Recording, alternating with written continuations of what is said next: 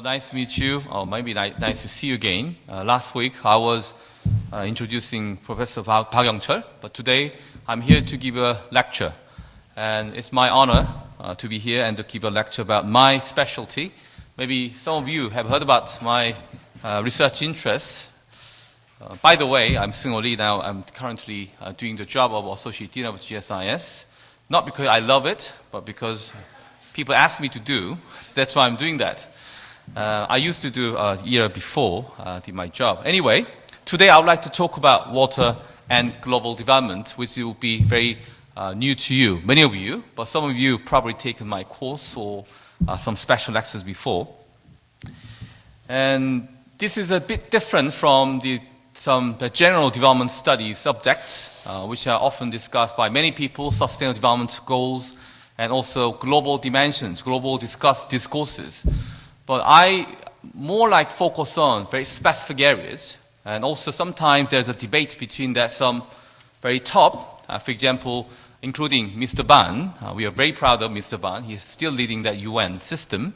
And also the people who are interested in how the SDG, as you know, Sustainable Development Goals, will be established in September this year. And then also Korea, we're supposed to go through some public hearings and consultation process. But unfortunately, nobody heard about it. So to some extent, Korea is not really going through that very well consensus building process. But anyway, the world, they've been doing that. So we are about to have a new era. So that as if we have the new goals, Sustainable Development Goals established in September, then now we have a new lifespan from 2015 to 2030. So next 15 years' time, what we are supposed to do, that is going to be a very important step from September. Amongst the many issues, I always emphasize that water is everything. Because what kind of topics, if you're interested in development studies or anyway related to economic development, to trade, or human rights, or climate change, anything, if you do not resolve any water issues, like water issues overall, then you cannot start off any kind of development projects and policies. So this is one of the core issues we have to be aware of and also deal with. Because of that, I would like to give a short lecture. But if you want to know more about it, so please come to my lecture a few years' time, because I might not be available next year. Anyway, today I would like to talk about first problem sheds. Instead of watersheds, that its term has been coined by one of my colleagues, and they replacing the word, the watershed, with the problem shed. So if you have a look at the watershed, in other words, catchments, then you may be able to find many complexity of problems. It's not necessarily only just water supply, water shortage issues, or water quality issues, or flood and disaster issues, but also many, many other related issues. And coping strategies. What kind of coping strategies human beings we've been working together? And then new approaches. What are the new approaches? Maybe some of them are not really new, but I'm going to introduce the approaches maybe you're not familiar with, and then we're going to have some discussion about what should we do from now on, particularly centered on open water issues. So, lecture aims. I'd like to address lingering challenges, global water issues, and then resolve elusive challenges through social, economic, and political approaches. So here, that I'm not an engineer. So I'm a geographer. I'm trained as a geographer, but also now I'm not really purely very British-style geographer, because British-style geographers, they have their own world. And the very geographical discussions are not really touching upon my research interests. But for me, that's more like development geography, which is related to the development issues, and particularly the lingering discussion, the interface between human social economic development and environmental protection. So rationale, why do we need to focus on water if you're interested in development issues, and particularly that economic development and environmental protection? Because amongst many issues that water, as I said before, because it's a starting point. It's a starting point of any development projects, development policies, and management issues. So water is essential for life. You'll hear anyone that if you do not have any water for at least 3 or 4 days, then you're going to be dead, because our body, consisting of about 70% of water, is now supporting our body, the system. So it's a foundation for any development projects, particularly ODA. Maybe many of you are interested in how you can get involved in ODA projects. Particularly nowadays, Korea, we are pushing forward the ODA projects towards many developing countries. So now people, also there, we're going to have some more increasing consensus that Koreans, we have to show our commitment to development of the global society. So then ODA is one of the very good tools and methods how to realize this goal. So then ODA project, if you have a look at ODA project, particularly now led by KOICA, a Korea Development Agency, then almost 60 to 70% of projects, ODA projects, they are related to water. And it's going to be more and more projects going to be related to water. Because of that, you cannot ignore the significance of water issues. The problem shares, what does it mean? What does it mean? Water shortage, pollution, floods, and droughts, and basic sanitation, and water rights, and water conflicts. You name it. There are so many issues involved, and we have to think about it in a very much complex way. Compounded by social, political, and economic underdevelopment. Here that water issues are connected to everything. So that's why I always talk to my students who are taking my course, Water and Development, and after taking my course, then you're now realizing the world is connected to water. Everything is connected to water, because water is also connected to everything. So that how can we resolve these challenges?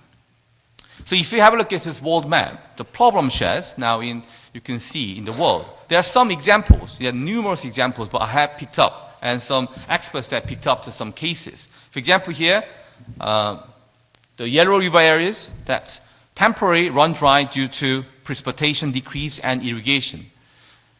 So that precipitation decrease means that also climate change, or natural phenomenon, and also irrigation means that it's very human, anthropogenic effect. Irrigation means that you are now fetching water from long distance, and then you're watering your own the purposes crops. Then yes, maybe you can raise something and you can channel some water from far away, but at the same time then, if you think about the whole balance of water, how much water you have. But irrigation is one of the worst sectors in terms of water use efficiency. Some of you are well aware of some economic efficiency. Then if you get this water and use this one to grow some crop, that requires so much water. Whereas some people think that maybe we need to reallocate water to more high valued added products. So then there are some issues involved that water and development, and also economic growth too. And also here that you can see, that's here, Bangladesh, flood disasters. And so then this country, the Bangladesh, the country has been affected by floods many times. And not necessarily flood, but also other water quality issues. But because of that, their economic development has been very retarded because of this issue. And also other water quality and some water conflict issues, they're everywhere. So we're going to look at these issues one by one later on. So problem shares, increasing water demand, population growth, and economic development have been exacerbating these issues. Increase in agricultural industrial demand for water and water consumption more than doubles since World War II. And the water scarcity and unsustainable supply. 1/3 of the world population now living in water-stressed country. So which means that when you talk of water scarcity, that 1/3 of the whole population in the world, they're suffering from the lack of water. We are not actually exempted from this lack of water too. Although you're not realizing that because you're lucky, you're living and staying in Seoul. We have wonderful multi-regional water supply system thanks to the Paltang River areas, reservoirs, many dams in Han River. So Han River itself is not a river anymore, it's a lake because it has been dammed by many multi-purpose and small weirs for many years. In order to what? In order to supply sufficient amount of water to the more than 20 million people in Seoul metropolitan areas. But then other areas, for example, Gangwon province or somewhere is the Gyeongsang northern province, that people, they do not have some piped water supply. They always suffering from lack of water. Not necessarily over summer, but also winter time too, because water is going to be frozen So they don't have any enough water. And groundwater and also river levels are receding. Droughts intensified Africa, Australia, and also, as you know, because related to climate change, glacier snow melting. And water quality issues becoming very serious, not necessarily only that rich countries, but also developing countries too. So you can see that China, everything is massive. You can see that at a massive scale. So the 2/3 of largest cities in China that no wastewater treatment plant, which means that wastewater has been dumped without any proper treatment. So 1 billion lacking access to safe drinking water and 5 million die each year from related illness. So water-related disasters also becoming very, very important, also critical, and because of some climate change impact as well. Hurricane Katrina and Cyclone Nargis, and very recently Fukushima earthquake and tsunami, as you can see, and there's some big numbers about these water-related disasters. Having said that, I briefly touched upon the problem shared issues. Let's think about some coping strategies. Then, yes, our ancestors, not really ancestors, but our previous generations, they've been working hard how to deal with these issues. The first one, maybe you heard about this one, 1992. Some people talk about this one, 1972, that's human environment issues, and back then the conference in Sweden, but maybe we begin to start to talk about this issue from 1992, the Rio Conference, the most famous Rio Conference, when people began to talk about the interface between human and environment. From this very, very iconic international conference, we can think about this Agenda 21, and then if you have a look at this, a number of documents related to 1992 Rio Conference, then you may be able to find many of them, they are related to water issues. There are some examples here. Water resources assessment and water and sustainable urban development. These topics are interestingly, they're still being discussed by many UN agencies. Urbanization, environmental protection, or water quality, food. All these UN agencies that talk about the very similar or almost the same topics they discussed before, more than almost 30 years ago. And Rio Plus 10, 2002, Johannesburg, access to safe drinking water, to halve the people without access to safe drinking water and basic sanitation by 2015. And then after that, of course, we will never forget that we got wonderful Millennium Development Goals set. Although there are two major targets, water supply and water quality. In terms of water supply, then we have achieved about 80% of the goals set. But then in terms of sanitation, we are still very lagging behind. 30 more years to come to meet the target, which is very much disappointing. So because of that, I presume that from the Sustainable Development Goals, they are going to put more emphasis on that sanitation services. Because you have to do sanitation services well, then you can get clean water.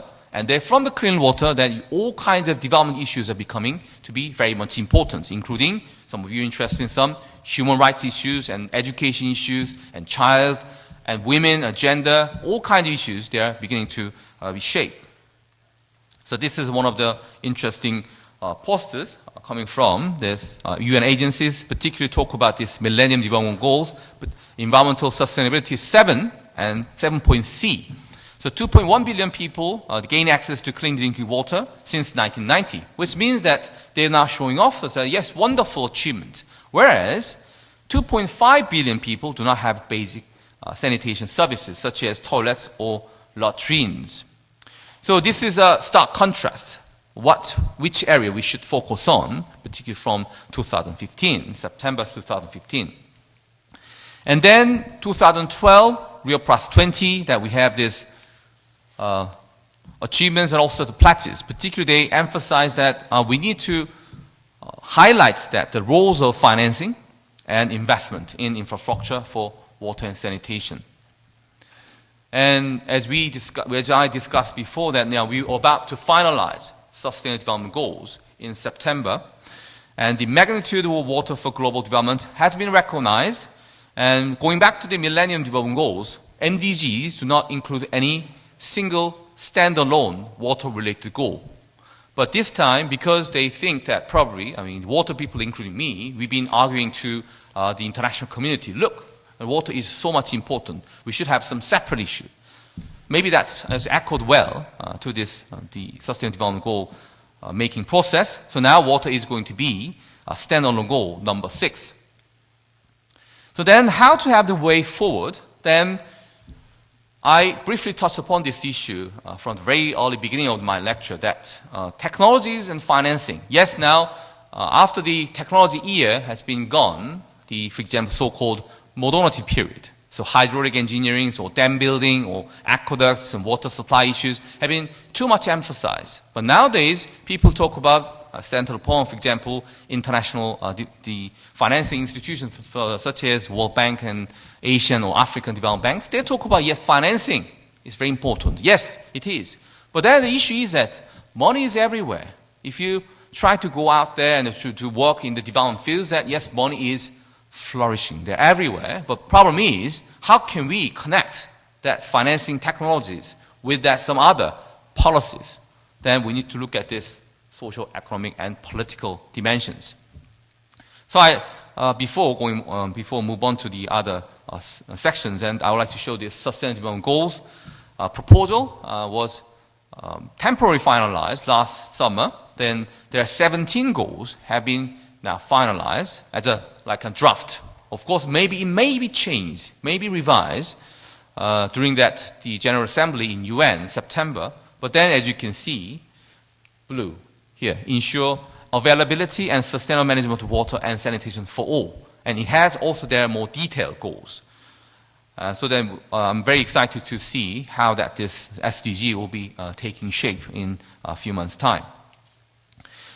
So coping strategy then, I would like, before moving on to the next section, then I would like to just remind you of what sustainable development means.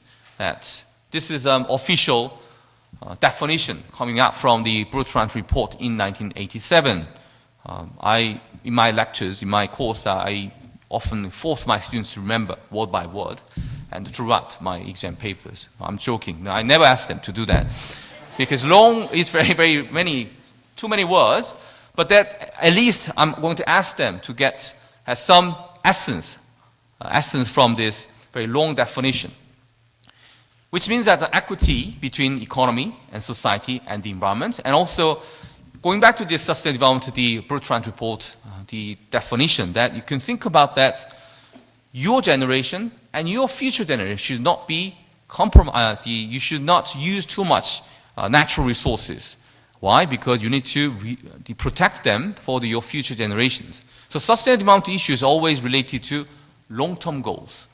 So if anyone to talk about sustainable development and that they want to achieve something in a very short period of time, for example, 5 years' time, 10 years' time, but that's completely lie, because sustainable development means it's a long-term process, and you have to be patient. Okay, patience is a key word whenever you deal with sustainable development. And also that, more policy level, you need to think about some equilibrium between economy, society, and the environment. So synergistic system. And also, you need to think about the political bargaining in order to achieve some final goals and final policies related to sustainable development. And also, the important issue is that sustainable development is not a blueprint or action plan, but it's evolving. And also, maybe it depends on people. Maybe every single of you have your own idea about sustainable development, the concept. So that reflects in how the society is also perceiving that sustainable development. So sustainable development, you can see that the influence from the economy and society and the environment will be the same, the even. And here that we're placing the environment with water, then we can think about, but that most important issue here is that you never forget how the political elements are playing a role in this policy making. Much more important. And why? Because political issues are not really well discussed in many UN conferences. They do not want to use that political commitment, political promises, something. Why? Because UN agencies, they do not have any legitimacy to say something towards national political leaders to do something. because they don't have any law enforcement power. Because of that, politicians are very smart to always try to keep their hands clean by not showing what their roles are. Because of that, the political issues are often they're covered and hidden. But you have to think about that political dimension. And I would like to introduce one very recent achievement from the 7th World Water Forum, which was taking place in middle of April last month. I was in Daegu and Gyeongju. They're going on in Gyeongju as well as Daegu. And from then on, there are many, many interesting discussion points. One of them was the project I have been involved for more than 4 years. It's called Water and Green Growth. Water and Green Growth. As you understand, green growth was initiated by Korean government in 2008. Very iconic day of Korea, the Independence Day, 15th of August 2008, by another Mr. Lee. Mr. Lee, he proposed this idea, and then he emphasized that, yes, we are now going to have this wonderful governing philosophy, green growth. Since then, during his tenure, everybody was wearing green jacket, and green vest, and green tie, and green blouse, maybe, I don't know, green something skirt. Anyway, people are so much into that green growth issues, and then they're trying to connect that green growth issues with water. So that after a few years of discussion, we managed to produce report. And then, as you can see, that there are 3 pillars. We are following that, exactly the track of sustainable development, economy, environment, and also society. So first, water as engine for growth. And the second, you can see, protection, conservation of water resources. And also third one, for society, water for improved quality of life. So we are now talk about this sustainable development, although it's now more than how many years? More than 20 years, almost now going towards 30 years. Maybe some people say, oh, it's too old.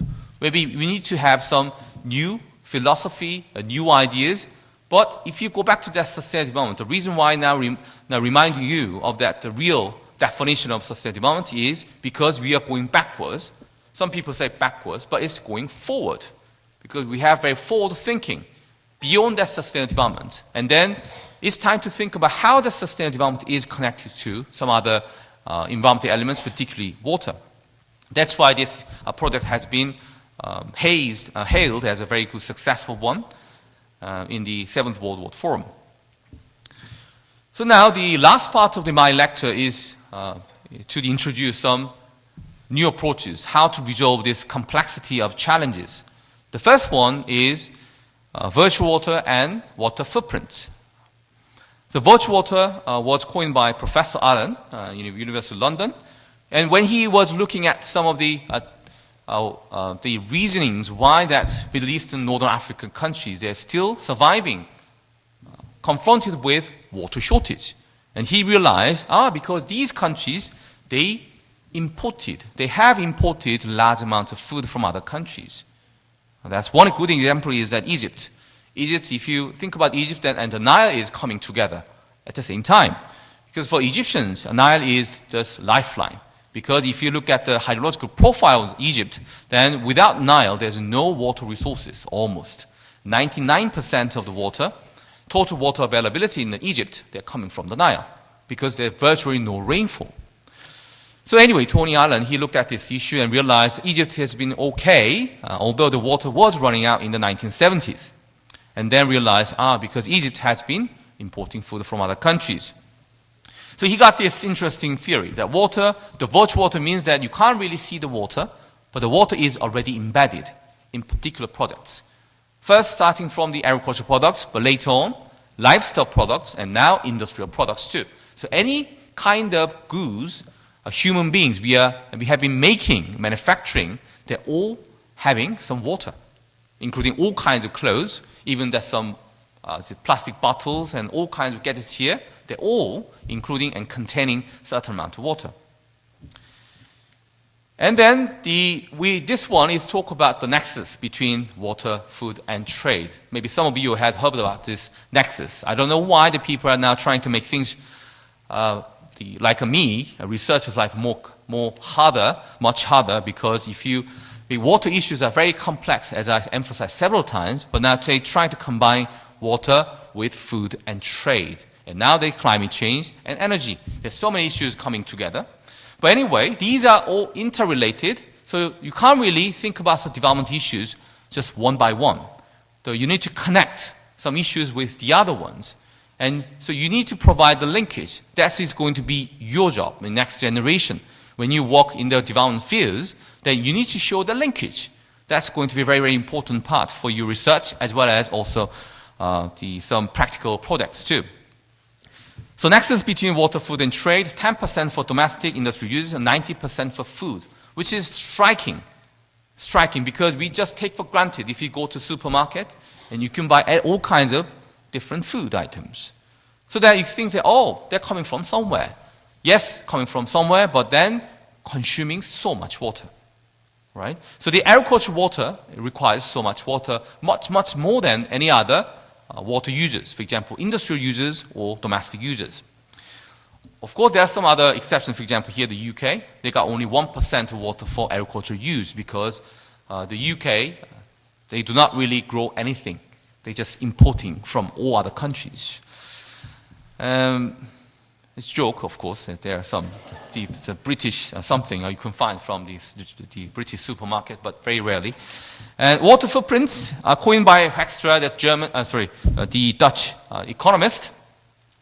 And there's some definition. These virtual water footprints, the difference is that water footprints is providing more information and more practical approaches to how to measure how much virtual water is traded, imported or exported.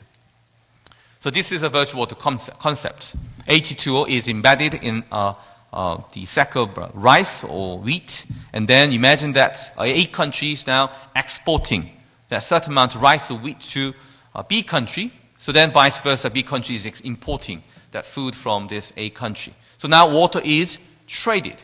Now you can visualize how the virtual water is traded and also the embedded in different products. So this world map is also interesting. You can see that very different trade transactions between countries. From left-hand side to right-hand side, if you look at the left-hand side, that you're familiar with Northern America and North America and also South America, then they're rather green, which means that they're exporting water to other countries because presumably they have relatively large amount of water resources. But if you're going towards that right-hand side, you can see yellowish and pinkish, not really pinkish, reddish, reddish, and then light green. Although, because it's a macro data, it does not necessarily provide some detailed information about each country's water resources. But yes, they got some information that Northern Africa and European countries, as you can see, they are lack of water and becoming very, very serious, like UK and Spain and Germany, and also the Northern African too. So you can see the virtual water balance. And also there's some interesting information for you. Some of you have some favorites. For example, pints of beer. If you drink pints of beer, they're required to produce the pint of beer about to have 170 liters of water required. Okay, no wonder you have to visit loo very often. And also, if you fancy drinking coffee every day, right after of being awake, and then drink coffee, you can see 125 milliliters of coffee required to have about 140 liters of water. Quite a lot. But then my British friend, he asked me that, Seungho, why don't you drink more tea rather than coffee? Why? Because if you look at a cup of tea, you can see here, that cup of tea, 250 milliliters, even, yes, larger amount, then only requires 35 liters water. So think about it, okay? No coffee, right? And other more striking issue is that cotton tea, you can see cotton tea. I know that the ladies are very love to go out shopping, and also often you buy some products from SPA brands, but they are the enemy of water protection, so conservation people, because they consume too much water. It's size medium, not small or large, and cotton tea requires to have 4,000 100 liters water because cotton itself requires they're sucking up large amount of water. So this gives us some kind of warning that, look, you have to do something by yourself. Not necessarily only for the decision makers at a large scale, but also smaller scale, then it gives some very strong signal to the people that, look, you have to change your water consumption behaviors. So water, food, energy nexus, as I said before, that's also another attempt to combine the water with other elements. And food supply chain efficiency, you need to increase that. And water use efficiency in energy production. So nuclear power plants, cooling water, seawater through desalination, impacts on ocean environments. Yes, because they are discharging. After using this cooling water, then because they've been used to cool down the heat coming from the fission process in nuclear reactors. And after that, the water is rather warm. If the nuclear power plants, they discharge water into local coastal lines, then the seawater is becoming warm, and then it also disrupting the ecosystems. You need to think about that issue. And also, when you have some piped water supply, sanitation services in a very much central systems, then you require to have large amount of electricity. Without electricity, you cannot really pump up the water to somewhere. So this is one of the interesting slides. You can find there's some water and energy nexus. And also here that you can see energy, food, and water. Then, so we got some kind of green picture that's what would happen in the future.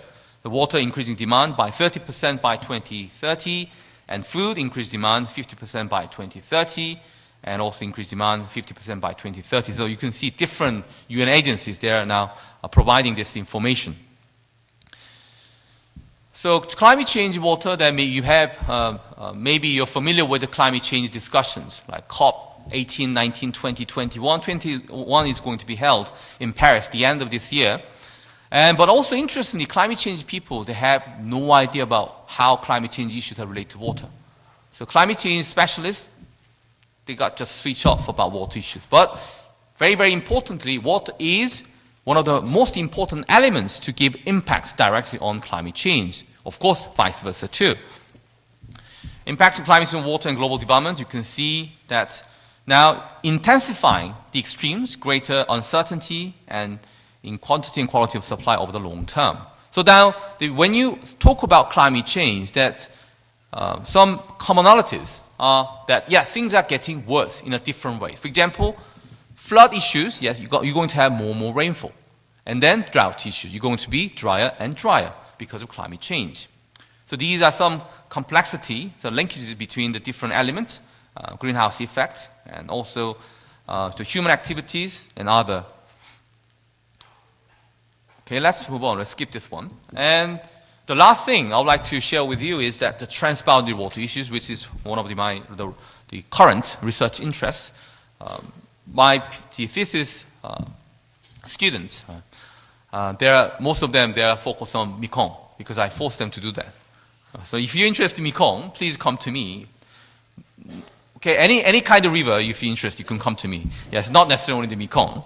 All right, the Mekong, but then apart from Mekong, there are other international conflict issues, particularly around the river. So you can see the Jordan, the Tigris Euphrates, the Nile, and multi-country dialogue and cooperation required. And recently, there's one good news for water people who are concerned about transboundary water issues. Last August, then for the first time in human history, we managed to establish that first international freshwater law. And after getting the signatory of the 35 countries in the UN. But they prepared the draft in 1997. But since then, after so many years, we managed to have this one. But there are still debates going on because South Korea was invited, but the South Korean government, they decided not to join this, the international freshwater law. Because of that, there's always debates going on how much that this law can be applied to that countries in the world level or only 35 countries. We have to wait for a while. The last two slides about Mekong, the Mekong River Basin.